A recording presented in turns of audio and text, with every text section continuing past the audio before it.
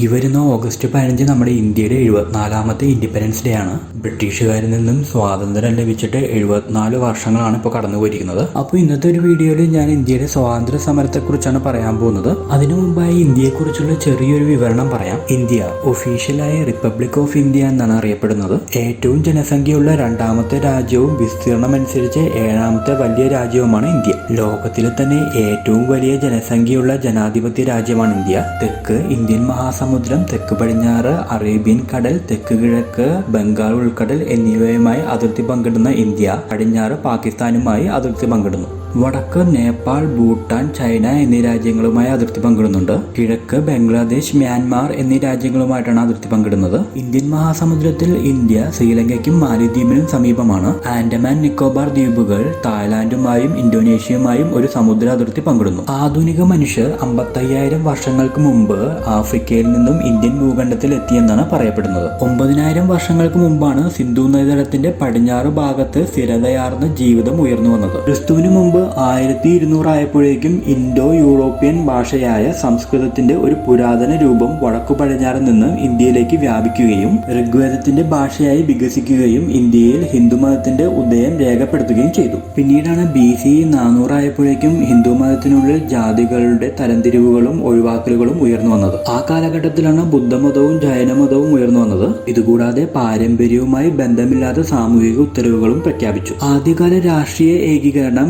ഗംഗാനദീതടത്തിൽ അധിഷ്ഠിതമായ മൗര്യ ഗുപ്ത സാമ്രാജ്യങ്ങൾക്ക് കാരണമായി. അവരുടെ കൂട്ടായ യുഗത്തിൽ വിശാലമായ സ്വർഗാത്മകത ഉണ്ടായിരുന്നു. മാത്രമല്ല സ്ത്രീകളുടെ നിലവാര തകർച്ചയും ഒപ്പം തൊട്ടുകൂടായ്മയെ സംഘടിതമായ വിശ്വാസ സംവിധാനത്തിൽ ഉൾപ്പെടുത്തുകയും അടയാളപ്പെടുത്തുകയും ചെയ്തു. മധ്യകാലഘട്ടത്തിന്റെ തുടക്കത്തിൽ ക്രിസ്തു മതം, ഇസ്ലാം മതം, യഹൂദ മതം, അന്യാരാധന എന്നിവ ഇന്ത്യയുടെ തെക്കുപടിഞ്ഞാറൻ തീരങ്ങളിൽ വേരുപിടിച്ചത്. മധ്യേഷ്യയിൽ നിന്നുള്ള മുസ്ലിം സൈന്യങ്ങൾ ഇടയ്ക്കിടെ ഇന്ത്യൻ വടക്കൻ സമതലങ്ങളെ കീഴടക്കി. ഒടുവിലാണ് ദില്ലിയിൽ സുൽത്താനേറ്റ് സ്ഥാപിക്കുകയും ഉത്തരേന്ത്യയെ മധ്യകാല ഇസ്ലാമിന്റെ കോസ്മോപൊളിറ്റൻ ശൃംഖലയിലേക്ക് ആകർഷിക്കുകയും ചെയ്തു. 15ാം നൂറ്റാണ്ടിലാണ് വിജയനഗര സാമ്രാജ്യം ദക്ഷിണേന്ത്യയിൽ ദീർഘകാലം നിലനിൽക്കുന്ന ഒരു ഹിന്ദു സംസ്കാരം സൃഷ്ടിച്ചത്. സ്ഥാപനവൽക്കരിച്ച മതത്തെ നിരാകരിക്കുന്ന പഞ്ചാബിൽ സിഖ് മതം ഉയർന്നു വന്നു. 1526 മുഗൾ സാമ്രാജ്യത്തിന്റെ 2 നൂറ്റാണ്ടുകളുടെ ആപേക്ഷിക സമാധാനം സ്ഥാപിച്ചു. ആ കാലഘട്ടത്തിലാണ് തിളക്കമാർന്ന വാസ്തുവിദ്യകളുടെ പാരമ്പര്യം അവശേഷിപ്പിച്ചത്. ഇതൊക്കെയാണ് നമ്മുടെ ഇന്ത്യയിൽ ബ്രിട്ടീഷുകാർ വരുന്നതിന് മുമ്പുണ്ടായിരുന്ന ചരിത്രം എന്ന് പറയുന്നത്.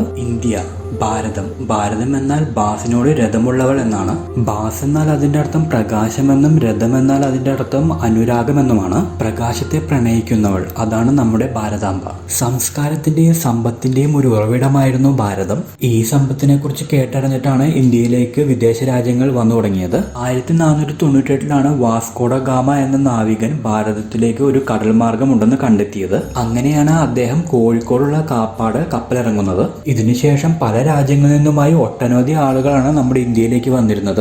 അവിടെ നിന്നുമാണ് വിദേശികളുടെ ചൂഷണത്തിന്റെ മുന്നേറ്റം ആരംഭിക്കുന്നതെന്ന് നമുക്ക് പറയാം. പിന്നീടാണ് നമ്മുടെ ഇന്ത്യയുടെ ഫലഭൂഷ്ടമായ സമ്പദ് വ്യവസ്ഥയെ കൊള്ളയടിക്കാൻ തുടങ്ങിയത്. അതിനുവേണ്ടി വിവിധ നാട്ടുരാജ്യങ്ങളെ അവർ തമ്മിലടിപ്പിച്ചു. പോർച്ചുഗീസുകാരും ഫ്രഞ്ചുകാരും ഡച്ചുകാരും ഇവിടെ വന്നിരുന്നുവെങ്കിലും രാഷ്ട്രീയപരമായ ആധിപത്യം സ്ഥാപിച്ചത് ബ്രിട്ടീഷുകാരായിരുന്നു. അതിന്റെ ആദ്യപടി തന്നെയായിരുന്നു 1757 നടന്ന പ്ലാസി യുദ്ധത്തിൽ റോബർട്ട് ക്ലേവിന്റെ നേതൃത്വത്തിൽ ബ്രിട്ടീഷ് ഈസ്റ്റ് ഇന്ത്യ കമ്പനിയുടെ പട്ടാളം ബംഗാൾ സിറാജുദ്ദൗളയെ പരാജയപ്പെടുത്തി ബ്രിട്ടീഷ് ഈസ്റ്റ് ഇന്ത്യ കമ്പനിയുടെ വാഴ്ചയുടെ തുടക്കം കുറിച്ചത്. അതിനുശേഷം ഏകദേശം 100 വർഷക്കാലം വലിയ വെല്ലുവിളികളൊന്നും ബ്രിട്ടീഷ് ഈസ്റ്റ് ഇന്ത്യ കമ്പനിക്ക് നേരിടേണ്ടി വന്നില്ല. അതിനുശേഷമാണ് പഴശ്ശിരാജ, ടിപ്പു സുൽത്താൻ, വേലുത്തമ്പി ദളവ, വീരപാണ്ഡ്യ കട്ടബൊമ്മൻ മുതലായവരുടെ ഒറ്റപ്പെട്ട പോരാട്ടങ്ങളിൽ ബ്രിട്ടീഷ് കമ്പനിക്ക് ചെറുത്തു നിൽക്കേണ്ടി വന്നത്. 1857 ബ്രിട്ടീഷുകാർക്കെതിരായിട്ട് ഒരു മഹാകലാപം ഉണ്ടായത്. ആ വർഷമാണ് മാർച്ച് 29 ഡൽഹിക്കടുത്തുള്ള ഭാരത്പൂർ പട്ടാള ക്യാമ്പിൽ മംഗൾ പാണ്ഡെ എന്ന പട്ടാളക്കാരൻ വെള്ളക്കാർക്കെതിരായിട്ട് വെടിയുതിർത്തത്. അതിനെ തുടർന്നാണ് മീററ്റിൽ തുടങ്ങിയ കലാപം ഭാരതം മുഴുവനും വ്യാപിച്ചത്. ആ സമയങ്ങളിലാണ് ഝാൻസി റാണി, ബഹദൂർ ഷാ രണ്ടാമൻ, കാന്തിയ തോപ്പി മുതലായവർ വിവിധ സ്ഥലങ്ങളിൽ ചെറുത്തുനിൽപ്പിന് നേതൃത്വം നൽകിയത്. ഈ കലാപത്തെ അടിച്ചമർത്താൻ ബ്രിട്ടീഷ് ഈസ്റ്റ് ഇന്ത്യ കമ്പനിക്ക് വളരെയധികം ബുദ്ധിമുട്ടേണ്ടി വന്നു. ഈ കലാപത്തോടുകൂടി സംഘടിതമായ ഒരു സമരത്തിന്റെ ആവശ്യകത ഇന്ത്യക്കാർക്കും കമ്പനിയുടെ ഭരണത്തിന്റെ പോരായ്മ ബ്രിട്ടീഷ് ഗവൺമെന്റും തിരിച്ചറിഞ്ഞു. അങ്ങനെ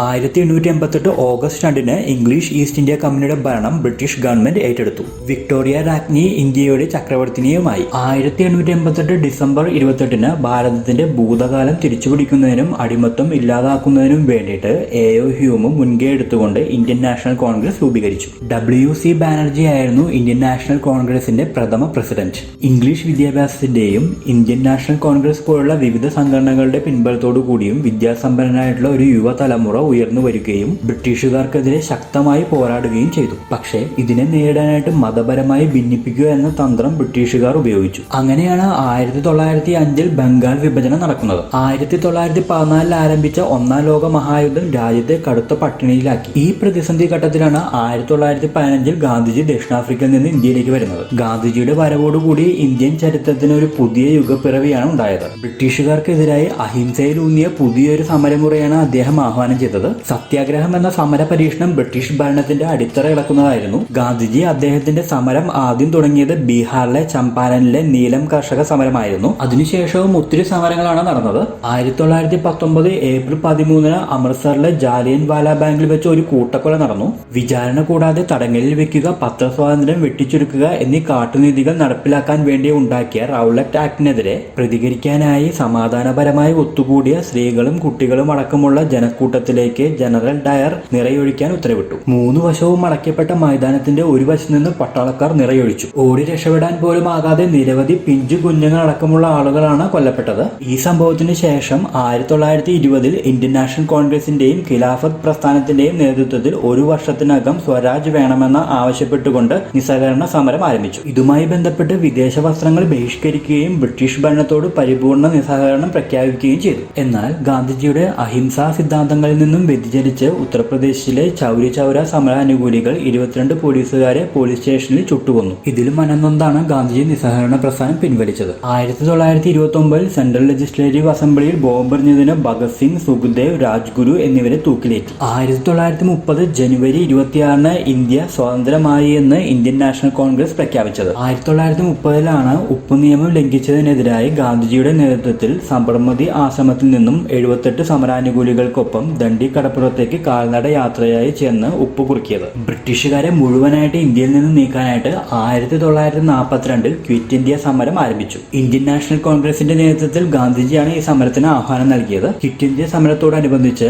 ഗാന്ധിജി സമരാനുകൂലികളോട് പറഞ്ഞത് പ്രവർത്തിക്കുക അല്ലെങ്കിൽ മരിക്കുക എന്നായിരുന്നു. എത്രയും വേഗം ഇന്ത്യയുടെ സ്വാതന്ത്ര്യത്തിനായി സുഭാഷ് ചന്ദ്രബോസ് INA-യുടെ പ്രവർത്തനങ്ങൾ ഊർജിതമാക്കി. രണ്ടാം ലോക മഹായുദ്ധം നടന്നുകൊണ്ടിരിക്കുന്ന ആ സമയം ഫലപ്രദമായി ഉപയോഗിക്കണമെന്ന ആശയം സുഭാഷ് ചന്ദ്രബോസ് മുന്നോട്ട് വെച്ചു. അങ്ങനെ 1945 രണ്ടാം ലോക മഹായുദ്ധം അവസാനിക്കുകയും ബ്രിട്ടനിൽ ക്ലെമന്റ് ആറ്റ്ലി പ്രധാനമന്ത്രിയാവുകയും ചെയ്തു. ഈ മാറി വന്ന ഗവൺമെന്റ് ഇന്ത്യൻ സ്വാതന്ത്ര്യത്തിന് മുതൽക്കൂട്ടായി. അങ്ങനെ 1947 July 18 British parliament Indian independence act പാസാക്കി. അങ്ങനെ കോടിക്കണക്കിന് ഇന്ത്യയിലുള്ള ജനങ്ങൾ ആത്മാർത്ഥമായി കണ്ട സ്വപ്നത്തിന്റെ സാക്ഷാത്കാരമായി ഇന്ത്യയുടെ സ്വാതന്ത്ര്യം. 1947 ഓഗസ്റ്റ് 14 പാതിരാവിൽ ലോകമുറങ്ങുന്ന സമയത്ത് ഭാരതം സ്വതന്ത്രമായി. ഇതിന്റെ കൂടെ ഒരു ദുഃഖമുള്ള സംഭവം ഉണ്ടായി. ഒന്നിച്ചു നിന്ന് പോരാടിയവർ മതത്തിന്റെ പേരിൽ ഭാരതത്തെ മാറ്റി. അങ്ങനെ ഇന്ത്യ, പാകിസ്ഥാൻ എന്നീ 2 രാജ്യങ്ങളായി. ഭാരതത്തിന്റെ ഈ സ്വാതന്ത്ര്യത്തിന് പിന്നിൽ വേദനകളുണ്ട്, ജീവൻ ബലികഴിച്ചവരുണ്ട്, ആത്മസമർപ്പണം ചെയ്തവരുണ്ട്. ഈ സ്വാതന്ത്ര്യ ദിനത്തിൽ മാത്രമല്ല എല്ലാ ദിവസവും സ്മരിക്കേണ്ട കുറേയധികം നല്ല വ്യക്തികളുണ്ട്. മഹാത്മാഗാന്ധി, ജവഹർലാൽ നെഹ്റു, സുഭാഷ് ചന്ദ്രബോസ്, സർദാർ വല്ലഭായ് പട്ടേൽ, രവീന്ദ്രനാഥ് ടാഗോർ, ദാദാഭായ് നവറോജി, ഗോപാലകൃഷ്ണ ഗോഖലെ, ചന്ദ്രശേഖർ ആസാദ്, ബാലഗംഗാധര തിലക്, ഭഗത് സിംഗ്, അങ്ങനെ എണ്ണിയാലൊടുങ്ങാത്ത ഒട്ടനവധി മഹത് വ്യക്തികളാണ് ഉള്ളത്. ഇങ്ങനെയുള്ള എല്ലാ മഹത് വ്യക്തികളെയും നമുക്ക് ഈ നിമിഷത്തിൽ ഓർക്കാം. അപ്പോൾ എല്ലാവർക്കും എൻ്റെ ഇൻഡിപെൻഡൻസ് ഡേ ആശംസകൾ നേരുന്നു. വീഡിയോ കണ്ട എല്ലാ പ്രേക്ഷകർക്കും ഞാൻ നന്ദി അറിയിക്കുന്നു.